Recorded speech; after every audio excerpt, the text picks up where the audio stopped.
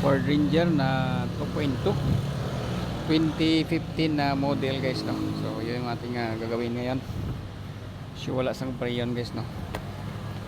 Okay, so baka may leak pa tong evaporator, no. So ang problem dito guys, maingay yung compressor. Nag-stack up kasi laging naka-on yung, once na mag-on sila ng aircon, naka-on yung compressor dito sa labas kasi may jumper itong pressure switch. Dapat hindi na to siya mag-on kung mag-on ka ng aircon sa loob kapag walang preyon kasi may pressure switch. Pero nangyari dito, nag-on pa rin kasi may jumper. So nangyari guys, no, nasira yung compressor. Yun, no. Yan, so magpalit tayo ng compressor. Stack up po sa loob. Okay, so di ko sure guys kung sa palaging ikot niya na wala siyang preyon or time na talaga niya na magka problema, no. So okay, palit tayo ng compressor. Din yung dashboard, baklasin din natin para ma-check natin yung evaporator. Ito na guys, no. Di natin maisa-isa kung paano magbaklas, no. Kasing point natin dito ay yung main problem ng aircon unit niya, no. Okay, so ito. Ayan. So tinanggal ko na yung compressor, nakuha ko na din. So ito para makita ninyo guys, no. Para clear tayo para okay, so tinanggal ko na yung bolt sa plate para sure bolt tayo guys, no.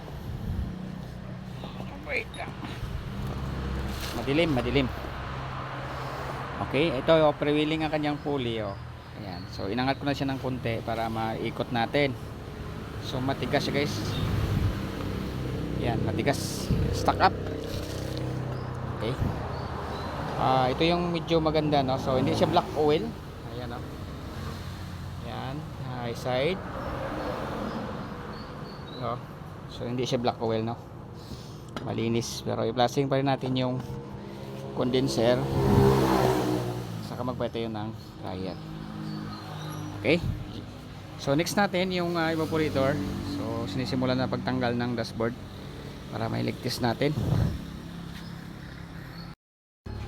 Ayan, tanggalan natin yung housing ng evaporator. Ito guys. Ba. Okay, ito na. May lagyan na natin ng pressure. Ito yung kanyang leak. Yan lang. Yan. Okay. So may leak yung evaporator, no. So duha-duha to guys. Bali yung palitan natin baka compressor, evaporator, saka yung condenser, no. So pina-pull out ko lang muna yung condenser kasi may barado. Kuwabi ya pouch. Ano na. So ito guys, no, na-pull out ko. Yun.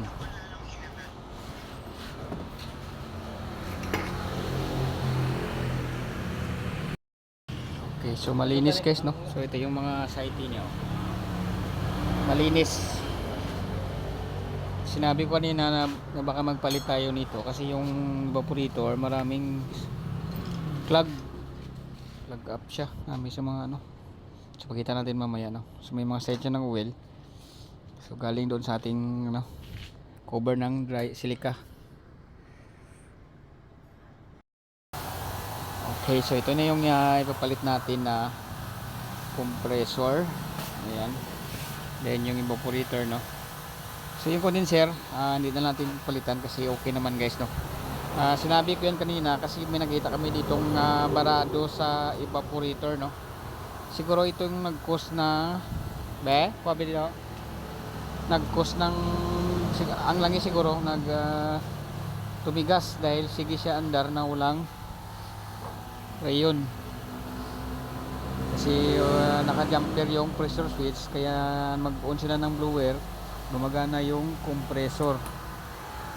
So ito guys, oh. Yan, oh. Parang epoxy ito isa, oh. Ayun. Ayan. Tumigas. So okay naman, hindi siya black wheel, no. Okay na. So ari ko ani kay balik tani karon kagang ari. Okay, so dito na kami magpalit ng condenser kasi good naman, hindi naman siya black wheel. Ako naman din lo do. Bro mo na flashing lang natin yung condenser. Okay, so install na to namin. Balik na namin sa cover, saka yung sa dashboard. So yung compressor, ikabit lang namin to guys, no. Di natin may isa-isa pagpakita para hindi haba ating video. Okay, update sa ating ginawang cord, no. Ayan, so naibalik na natin yung condenser. Na-flashing na po ito. Tapos may napalit na tayo ng dryer nya. Yung pouch, din compressor, naikabit na rin. Yan. At saka yung evaporator guys, na uli na din, no. So, ay, hindi mabuksan to guys. So, libo tayo.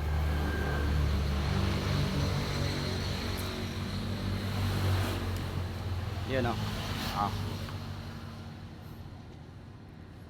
Okay, balik na yung dashboard.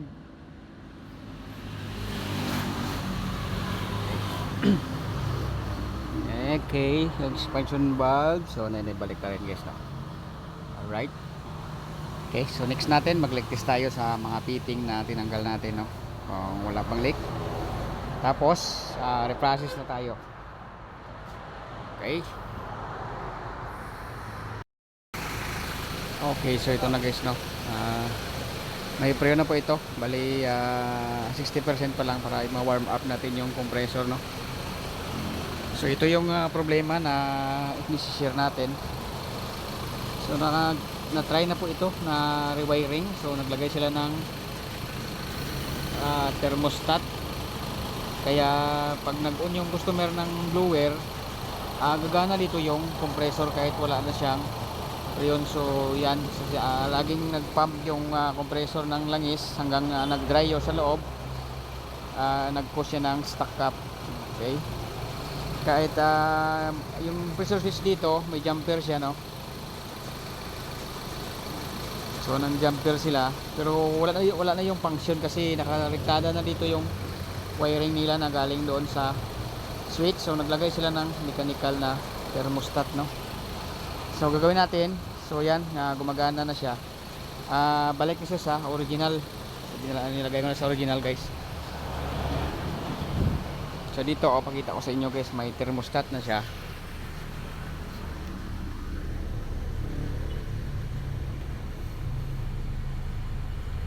Yan, no? Thermostat siya. Ito yung original na sensor niya, no? Yan, binalik ko na yan. Stock na po ito. Ang gumagana sa ngayon ay sa original na. So yung mga switch niya dito functional lahat. Kahit i-off mo itong AC, mag-off na din yung compressor sa labas, no. Ayan, di ko sigurado kung bakit nilagyan nila ng thermostat, no. Okay din naman yung thermostat na mechanical kasi second option yan. Pero dapat inform sa customer pag nakarektada na, kapag walang lamig, so wag na pong ipilit ipanda rin yung aircon na mag blower pa. Useless naman mag blower kasi init naman yung labas dito, para hindi masira yung compressor kasi nag-on siya na walang preyon kasi may leak yung evaporator. Tapos dito sobrang laki ng leak sa dito. Ayan, so nilagyan nila ng support kasi nagbaid siya dito sa may 5/8. So yan, hihinang na yan natin. Yan, o. Yan, naka-welding na yan kasi laki ng leak. So yan lang guys, no. Pwede din mag siya, once na mag-convert kayo ng thermostat, pwede din padaanin nyo po yung electrical dito sa may pressure switch nya, para pag walang preyon hindi gagana yung compressor kahit mag-on pa sila ng fan sa loob. Yan. Tapos may ganyan lagay sila dito na auxiliary fan.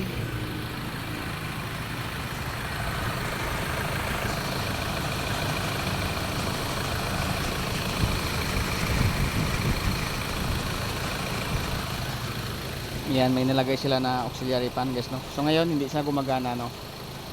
Pag nananahin natin yan, sayang naman kasi nandoon para maka support pa sa condenser, no. Pero malakas yung ano niya, oh, radiator fan kasi ginawa nila is binutasan nila, no, para malagyan ng silicone oil. Yan, so sikanhan kasi ang bili ng customer nito, so di niya alam na ganito na pala yung sitwasyon sa wiring sa aircon, no. Okay, so yan, tapusin ko lang po ito guys, no. So yun ang ating ma-share dito.